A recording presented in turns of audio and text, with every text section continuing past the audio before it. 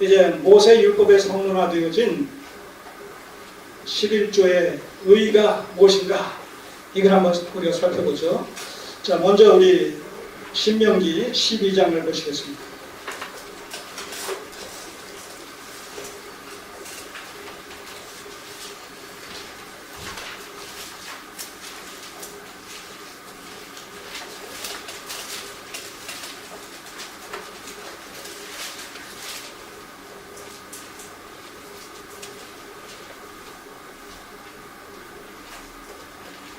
(10절) 이하를 보시면 10절에서 12절까지 내용인데,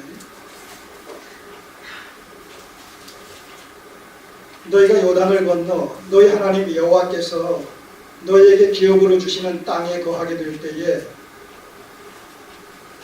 또는 여호와께서 너희로 너희 사방의 모든 대적을 이기게 하시고 너희에게 안식을 주사 너희로 평안히 거하게 하실 때에, 지금 이 내용이 무엇을 염두에 둔 표현이에요? 가나안 정복 후에 땅을 분배받고 평안히 정착해서 자활의 삶을 살게 될 때에 이 얘기 아니겠습니까? 예. 그러니까 이 시점에서 보게 되면 이 내용은 조금은 미래적인 사건이죠. 예. 지금 이 신명기서는 가나안 땅에 들어간 사람들에게 주신 말씀이에요? 아니면 가나안 땅에 들어가기 전에 주신 말씀이에요? 전에 주신 말씀이란 말입니다. 요단강 동편의 모압 땅에서 모세가 죽기 직전에 마지막으로 고별 설교를 하는 내용이 지금 이 신명기서란 말입니다. 그래서 너희가 이제 이 요단강을 건너서 저 가나안 땅으로, 약속의 땅으로 들어갈 텐데, 들어가서 땅을 전쟁을 통해서 땅을 정복함으로 말미암아 정복하고 분배받고 이방의 모든 적들로부터 공격의 위험성이 다 배제된 그런 평안과 안식이 도래한 그 시점에서 이런 얘기예요. 자, 그러니까 뭐가 전제되는 거예요? 구원을 실제로 출애굽 사건을 통해서 받은 구원을, 가나안에 들어가서 땅을 분배받고 거기서 자활의 삶을 사는 것을 통해서 구원의 실질을 누리게 되는 이 사건과 직결되는 거예요.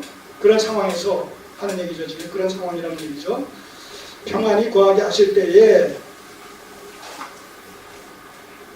너희는 너희 하나님 여호와께서 자기 이름을 두시려고 한 곳을 택하실 그곳으로 나의 명하는 것을 모두 가지고 갈지니, 어디예요? 예루살렘 성전을 얘기하는 거예요. 성전으로 모든 이런 토산물을 가지고 나와서, 추수한 토산물을 가지고 나와서 거기서 말하자면 교제하라는 얘기입니다.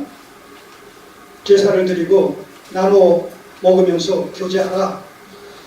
가지고 갈지니 곧 너희의 번제나 너희 희생과 너희 11조와 너희 손의 거제와 너희가 여호와께서 서원하는 모든 아름다운 서원물을 가지고 너희와 너희 자녀와 노비와 너희 하나님 여호와 앞에 즐거워할 것이요, 네 성중에 거하는 레위인과 또 그리할지니 레위인은 너희 중에 불빛이나 기업이 없음이니라.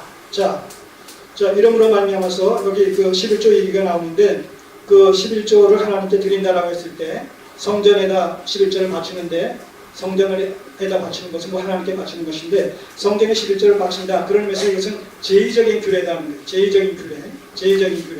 제의적인 성격을 띠고 있고, 제사적인 성격을 띠고 있다는 것이죠. 제의적인 규례인데, 바로 무엇이 전제돼서 이 11조를 성전에다 바치라는 겁니까? 무엇이 전제됐어요? 구원을 실질로 누리는 이 구원으로 말미암는 안식과 정착된 삶이 전제되는 거예요. 이거 굉장히 중요한 거예요. 11조 규례는 가나안에서의 구원의 안식과 정착된 삶을 담보로 하나님께 드리는 제의적인 규례이다. 제의적인 규례.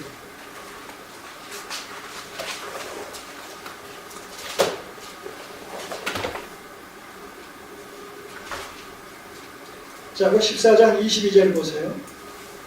신명기 14장 22절.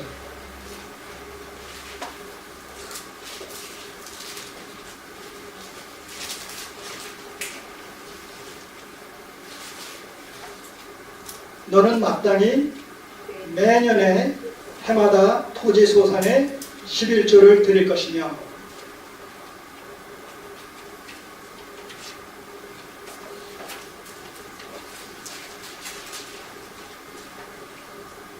자, 26점 1, 2점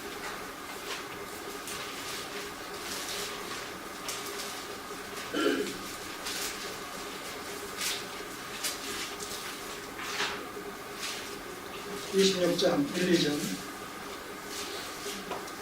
네 하나님 여호와께서 네게 기업으로 주사 얻게 하시는 땅에 네가 들어가서 거기 거할 때에 이게 뭐예요? 구원의 안식과 정착된 삶이라는 것이 전제되는 거예요. 이걸 우리가 현대교회 신약시대에 적용시킨다라고 했을 때는 뭐예요? 하나님의 구속의 은혜를 입은 너희들은 이렇게 되면 하나님의 구속의 은혜가 전제되는 거예요.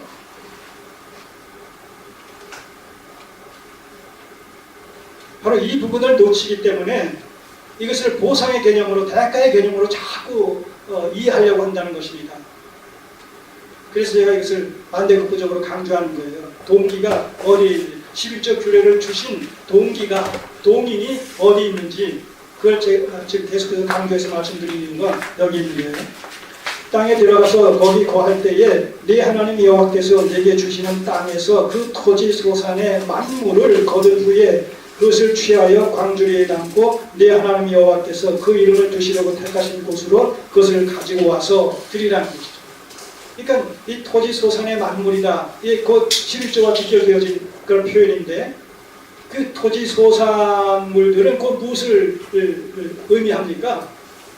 가나안 땅에 들어가서 거기서 그들이 자활의 삶을 통해 가지고 일구어낸 그런 그 추수의 만물을 하나님께 드린다고 했을 때 그것이 의미하는 바가 뭐겠어요?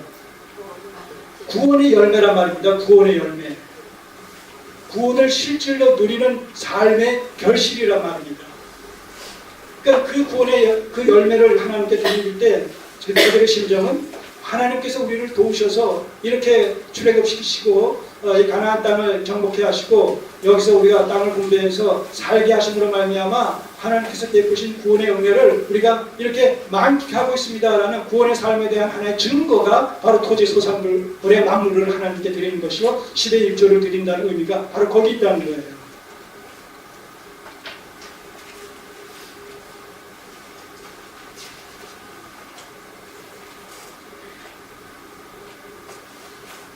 이걸 하나님께서 그 이름을 두시려고 한 그곳에 가지고 와서 드려라.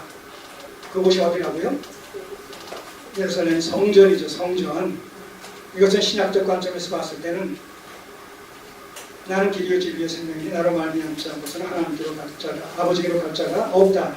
예수 그리스도를 통해서만 우리가 구원을 받을 수 있고 예수 그리스도의 이름으로 드리는 기도만이 하나님께서 응답하시고 예수 그리스도의 이름으로 드리는 이런 그 구원론적인 예배만이 하나님께서 받으심직한 예배고, 우리가 하나님과 우리 사이에 예수 그리스도의 중보자 예수 그리스도로 말미암지 않고서는 우리가 하나님을 알 수도 믿을 수도 섬길 수도 그 어떤 신앙적 삶을 영위해 나갈 수도 없다라는 사실을 우리는 이런 표현 속에서 우리가 다시 한번 확인하게 되는 것이죠. 자, 두 번째, 이 11조의 성격이 뭐냐, 의의가 뭐냐라고 했을 때 토산물의 10분의 1을 하나님께 드림으로 모든 물질과 생명까지도 하나님께 속해 있음을 전심으로 인정하는 신앙 고백적 행위가 담겨 있다는 것이죠. 10분의 1을 하나님께 드림으로 말미암아 자, 그 10분의 1을 드리는 것은 어떤 과정을 통해서 드려지게 되는 겁니까? 그들이 1년 내내 밭을 갈고 씨를 심고 물을 주고 이런 묘한 대정들을 기다리면서 수고한 그 결과로 말미암아서 아니겠습니까? 그러니까 그 수고하는 그 모든 과정과 내용은 뭐예요? 바로 구원의 생명을 지금 투자하는 하나의 과정이란 말입니다. 오늘 우리가 성도가 현실을 살아간다라고 했을 때 그것이 의미하는 구속사적인 의미가 뭐냐라고 하면 예수 그리스도로 말미암아 우리가 받은 이 부활의 생명을 투자하는 것을 통해서 거기서 일정의 뭐예요? 결실을 보는 거 아니겠어요? 자, 우리가 월급을 받는다 쉽게 얘기합시다. 그래 그 월급은 어떻게 해서 내가 월급을 받아요? 내가 한 달 동안 일했기 때문에 받는 대가 아니겠습니까? 근데 내가 한 달 동안 일했다라고 했을 때 내가 일했다라는 그 표현의 의미가 뭐냐면 하나님께서 내게 생명을 주셔서 나를 거듭나게 하셔서 이제 하나님의 백성 삼아주신 그 부활의 생명, 그리스도의 부활의 생명에 연합되어짐으로 말미암아 그 부활의 생명력을 발휘해서 그 생명력을 투자해서 그 투자한 결과로 거기에 대한 응분의 결실이 맺어진 것이 바로 이 월급 아니겠습니까? 사례비 아니겠습니까? 자, 그러니까 그것이 결과적으로 보게 되면 내 것이 아니라 누구 것이 되는 거예요? 하나님의 것이 된단 말이에요. 내가 농경시대에 내가 수고했어요. 땀을 흘려서 수고했어요. 그럼 내 생명이 투자된 거예요.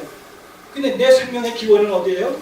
하나님께서 나를 구원해, 출애굽 사건을 통해서 저들을 구원해 주셨단 말입니다. 그 구원의 삶의 영위의 결과가 그런 토산물로 수확으로 나타난단 말입니다.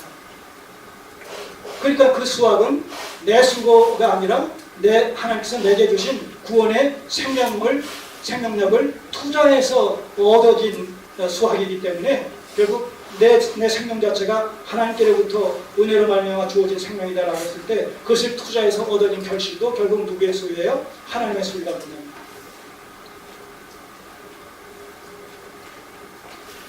이 사실을 우리가 바르게 이해하는 것은 굉장히 중요한 것이죠.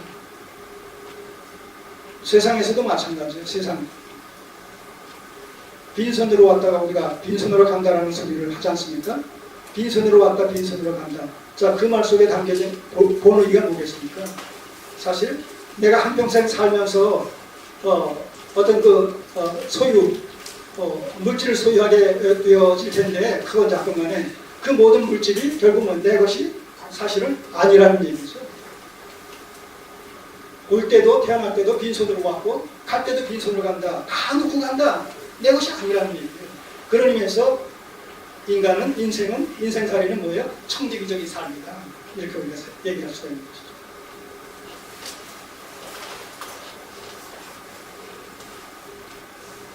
그래서 11조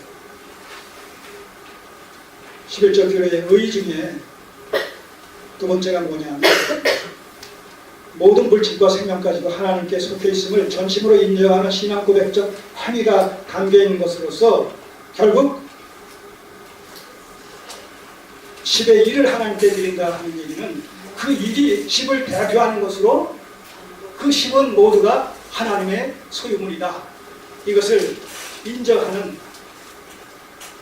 대변하는 대표성의 원리가 11절 규례 속에 담겨 있는 모든 것이 하나님의 소유물이다. 하나님께 속해 있다.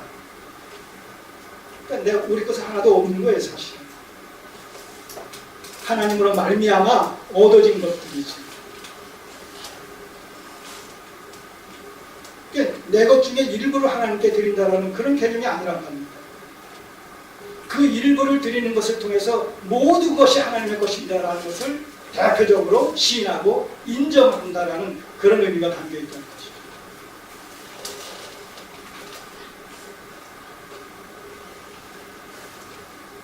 자, 고린도전서 4장 7절. 고린도전서 4장 7절.